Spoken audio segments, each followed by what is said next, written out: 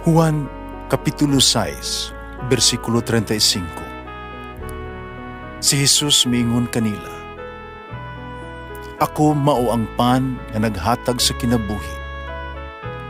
Ang muari kanako dili nagayod gutomon, ug ang mutuo kanako dili nagayod uhawon." Pan sa kinabuhi.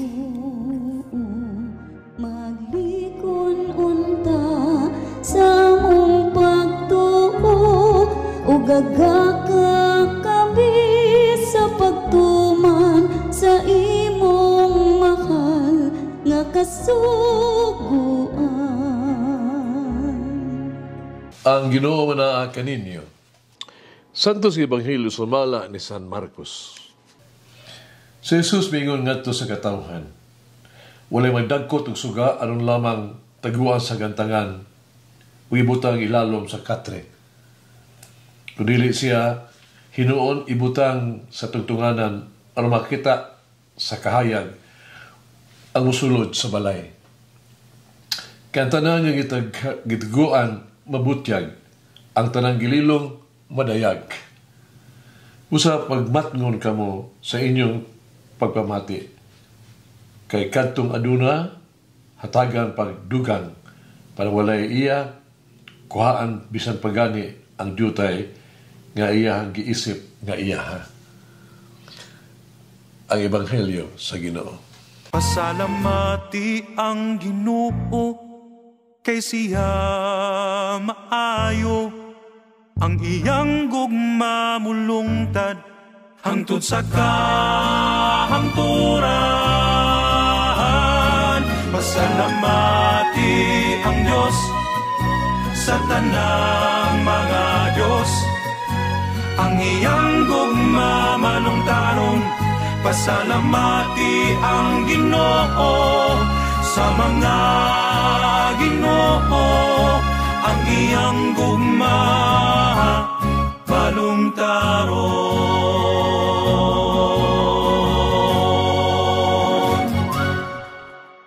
Ang Ebanghelyo karon naghakit kanato sa paglihok.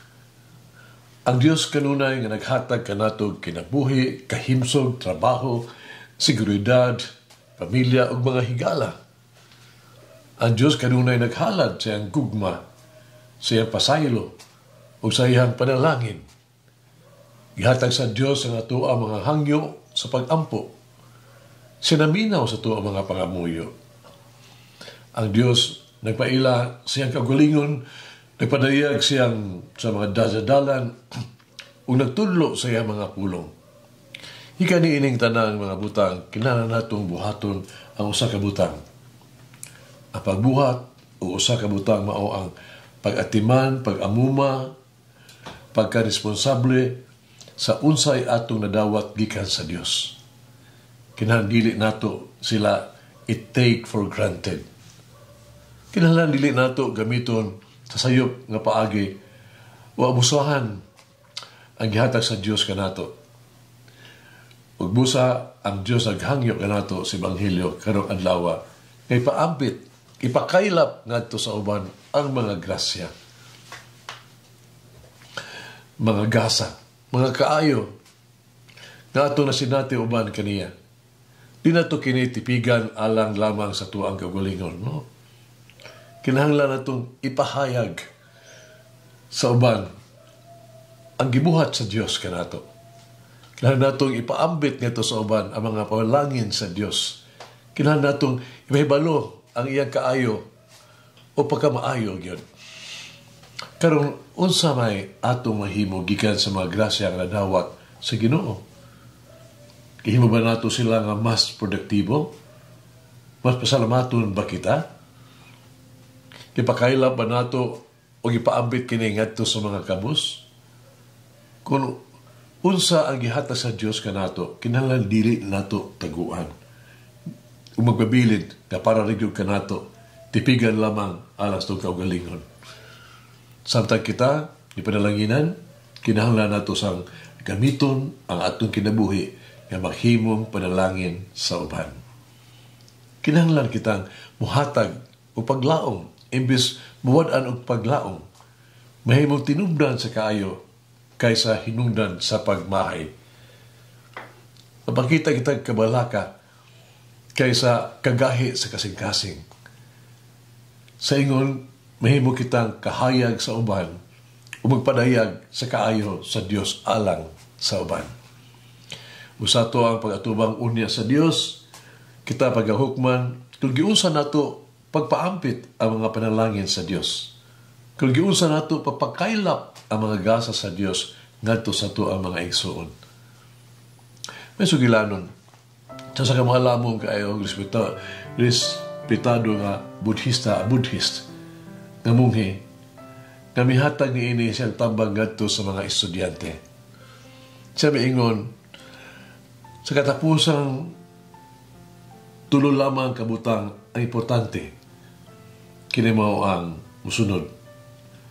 How fully you lived, how deeply you loved, and lastly, how well you learned to let go of things not meant for you. Maigsoon, usawa nato nga maghimong tang panalangin sa itong pamilya o sa tuang mga higala. Usawa nato papakita sa itong pasalamat nito sa Dios o sa tuang pamilya sa tanang maayong mga butang nga atong nadawat gikan kanila. Mag-ampo kita. Minahal nga Ginoong Hesus, among kinabuhi ug among gugma. Gidahay ko ikaw, nagpasalamat ko kanimo. Nangayo, maayo kayo kakanako. Ikaw, magyatagon kayo. Tuguti ako, ngay paambit ang imong kaayo, ug ang tanan nimo mga grasya. Tuguti ako, magpasalamat sa imong tabang ug kaayuhan. Tuguti ako, Ginoong Hesus, na dili hakog o kakuripot. Labangi ako sa paglikay sa pag-una-una lamang sa kagalingon. Nasiga ako sa pagpaambit o pagservisyo. Luwasa ako gikasitasyon sa pagtago o sa pagpanag-iya. Giyahi ako sa pagkinabuhi, pahigugma sama kanimo. Amen. Mama Mary, may my light shine before others, giving praise to God and not to myself. Ug manalangin ang Diyos magagahom sa tanan, Amahan, Anak, Espiritu Santo. Amen. May the Lord of the divine mercy bless us all, heal us from all diseases and suffering. Ayun unta niya kita, tanang mga sakit na sa lawas o sa kalag, body and soul. In the name of the Father, the Son, and of the Holy Spirit. Jesus, I trust in you. Amen.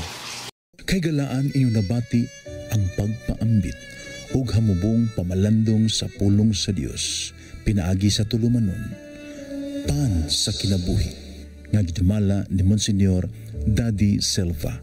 Hangtod na usab sa sunod higayon, daghang salamat. The bread of love.